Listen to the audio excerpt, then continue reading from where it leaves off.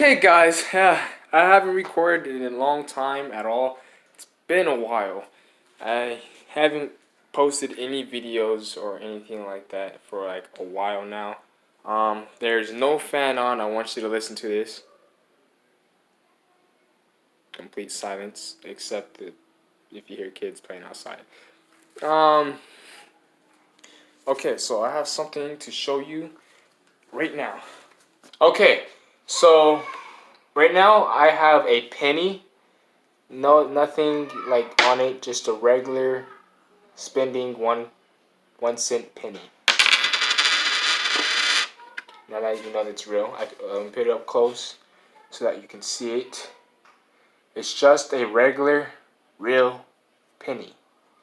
Showed you both sides. Nothing spooky about it, or nothing crazy about it. Nothing tricky. So I'm gonna set this penny up. It is kind of complicated. It takes a little time to set it up. Boom. Okay. There you go. Set it up. I have a piece of paper folded, and I'm guessing you should already know what I'm going to do with this paper. Now, what I'm going to do is that I am going to use the air bending, not aerokinesis, but air bending, to push this paper and the penny. I'm going to be pushing the penny and the paper. First with the paper, show you what I can do. I am not going to blow on it, okay? So, I'll do this. Boom. I'm like, it may get through, but it's not going to do as much as that. And you guys should already know it exists. I'm like, come on now, you should know. Anyways, we're going to get started. Now, for up close, this is how everything plays out, okay? I'm gonna be pushing this paper with the wind. Well, same thing, air, wind, whatever. I'm gonna be pushing this paper without touching it at all. And then also I will show you the ranges that I have. I can do the range as in, I will start off close first, and then I will make progress from distance. With distance, takes a lot of energy. Okay, here we go. So, up here. Now there's so many different ways you can do this. You can do it with 2 hands. That's a lot of force. You can even bring more force by closing your hands together. Well, I mean, like, it depends on how you use it. Like, in a certain angle, down low. I'm like, it just all depends. Okay, so there we go. It's depending on the power that you put into it, because it's all about force. So that way, the force that you can create by gathering all the air and pushing it out as soon as it's done release. So as I did there, just like that, I can move it. And I'm going to stay up here. Now let's see how far it will go just by from this distance with one hand. Okay. It's not really a lot of things. Now, as you can see, with range comes with different hand placements. So, okay, from right here, I can go like that, you know. Just do that. You know, turn it if I have to. If it allows me to turn it. Okay, this is in a way, so I'll just turn it this way. Let me see if I can put it in front of the phone.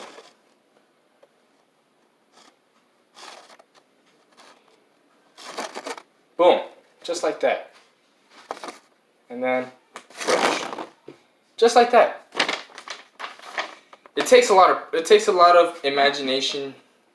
And yes, I'm using the word imagination because I literally have to imagine, and it takes a lot of practice and testing. So, with the imagination, practice, and testing, first you would have to test So see, like, what I did was, I used my hand, for example, so I can imagine how much, so I can feel the force of how much air I am pushing. So like, if I'm doing this, I'm not getting a lot of air in my hand at all. I don't feel any force. And if I do it to the paper, it's not really happening. Not exactly as much. Now, if I was to go like that, even though I'm doing the same hand placement as you can see, but I'm putting more power to it, I can feel it. Now, if I, boom, there we go. Now notice the hand placement that I have, not the hand, yeah, hand placement, and the hand going like this, it's the air that I'm gathering, and it's blowing down in a way. So picture it like, okay, the wind in this paper, right? The paper is right here, and the wind is going to flow from the hand. It's going to go hit here. It's going to create some movement. It might push it. It may knock it down. Now, the rest of the wind that's gathered is going down because my hand is pushing down as well. So, the wind is also not only going straight, it is also going like a curve, you know, like that. Like, the wind is, like, think of it like a wave. Like an ocean wave, right? When you see the waves coming and stuff like that, and then they're like, it's going in and it's collapsing. But in this difference, instead of going collapsing this way, coming towards you, it's more of like this, like a push, just like that. Yes, that's how it goes with the wind. Now, the wind, as it's pushing, it's also hitting the table. So when it comes and create contact with the table as well, or anything, whatever surface you're using, when it hits the surface, think of it like an explosion, like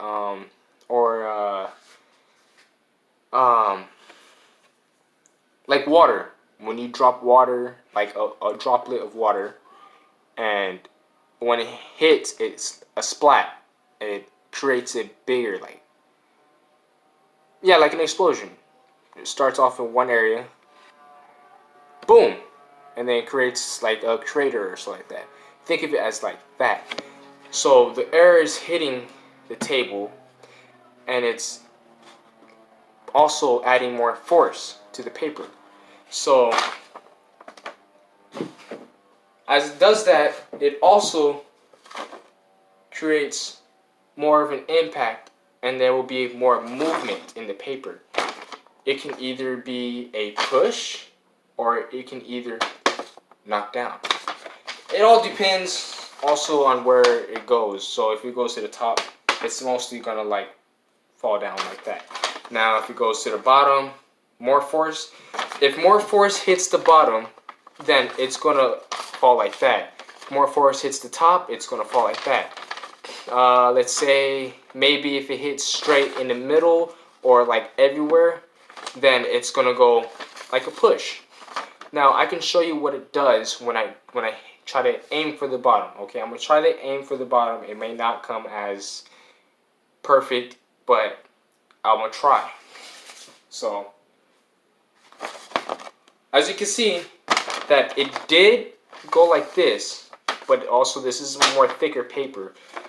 I do have these papers, but they're too weak, so they're not gonna really stand as I want it to, like this. So this is why this paper is a lot more better to use. So just like that. I'm gonna try it. I'm gonna keep trying. This may take a moment. See, but it hit this part, so I'm like, okay, let me see.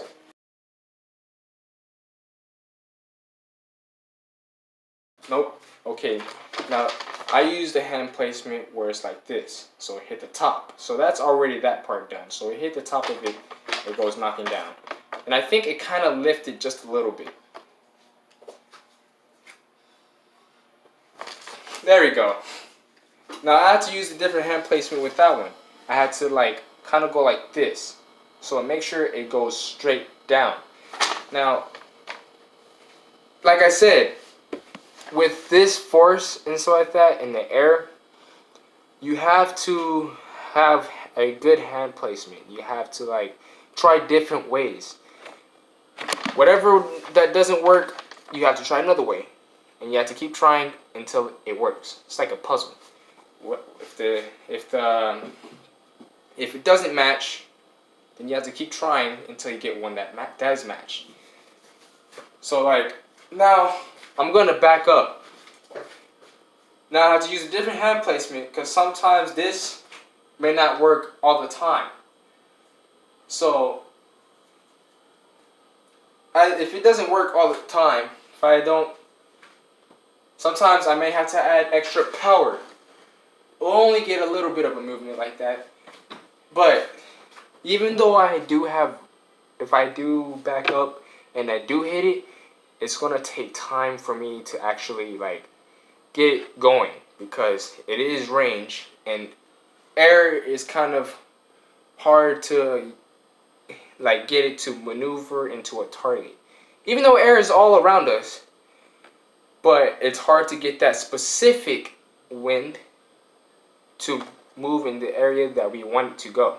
See, just like right now, it's kind of hard to gather all that force right now unless more power. You have to sometimes get more power into it, and sometimes you have to have a good hand placement. I can try like this. Sometimes that doesn't work. For some reason, it just doesn't work with me. Unless, maybe it works for you, but for me, I have to have a good finger spread out. Like this. And then I can get all that wind. No, it's crazy. Sometimes it works, sometimes it doesn't work, sometimes it works for other people, sometimes it doesn't work for other people. So, I'm going to use a different hand movement. I'm going to go under like this, and I can guide all that wind to that direction. It may take some time.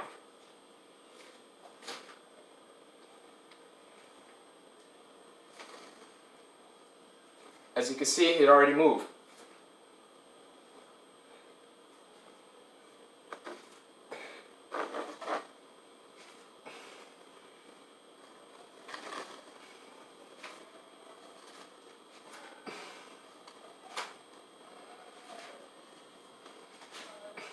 Let's see if I can get it to move in even more. It's in this position now. It's facing sideways. So it may be just a little bit complicated to actually make it go further or knock down. Maybe. I don't know. This is why I'm trying. I'm testing.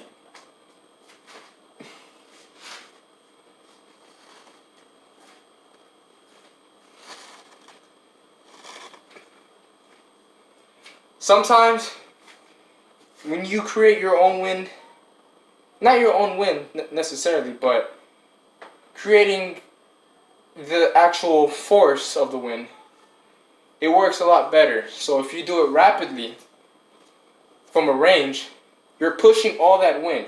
Because if you like go from this distance and you try to push and you try to get it to go into that direction, it's gonna go, but it's not gonna go further enough. So think of it like a shotgun or something like that. When you shoot a shotgun, it's because it's scattering. So it's not gonna hit your target as you expect. It's not gonna hit your target like that, unless you're close.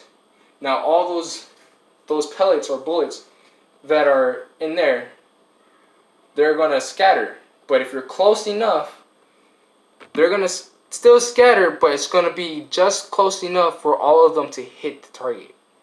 Now, for this one, for the air, it's kind of like the shotgun, but a little bit complex. So like, you have to keep using force.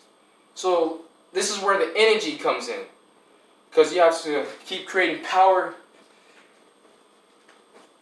and then keep pushing, and it gets tiring too.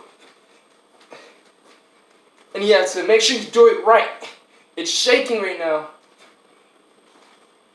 but it's not pushing as right now.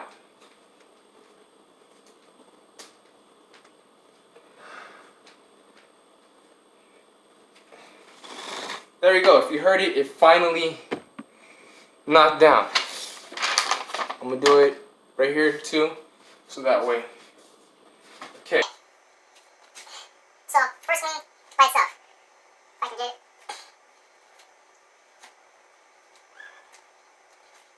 There you go. Okay, moved just like that. Now, rapidly.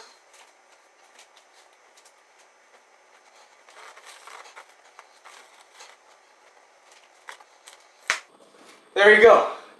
As you can see, it took long, and I'm kind of a little bit tired from doing this. But yeah, that's what I'm talking about. So it takes time, test, imagination. So those were the tests. I have to keep testing so I can find each hand placement to which one it works. When I find that puzzle that matches, that's what works, and I use it. Now, with range, it creates a different puzzle. So you have to try something else to try to keep moving it. And sometimes it may not work. It may take more time than you would expect. Now, this is the penny trick. Okay? This is a lot harder than that paper that I was just using. This is going to take probably a while. But since I've actually found the correct hand placement, it may not take as long, but we'll see. So this is the penny that I'm going to use. Could probably use another coin, but for right now I'm choosing a penny. So just get a penny, regular penny. And what you want to try to do, see with this one, I had to think about it. I can either try blowing it with my mouth, which I am not going to do. I only tried that so I can see the force which pushes it. So I blew the penny, and then when it fell, I blew on my hand. So I had to blow on my hand to actually find the correct force and see if I can create it with my hand. So, which I actually did, surprisingly, and it came out well. So, what you want to do is, you want to push. You know, the first technique that I've actually showed you, the first hand placement, is that. Because you got to remember the wind going low, hitting all from the forces of the surface, creating more, and boom, scatters. So now we can start. This may take a little bit of time, so never mind. It didn't take a lot of time at all. It was actually on one go. But yeah, that's how you do it. So you want to find that exact wind force to create. If you were to blow on the penny, you already know what's going to happen. Sometimes it may be like you might blow against other things besides the penny and it won't fall. But we're going to be working with the penny. So if I blow on this penny, it's definitely going to fall. So exactly. Now it may have been way more force than I used with my hand.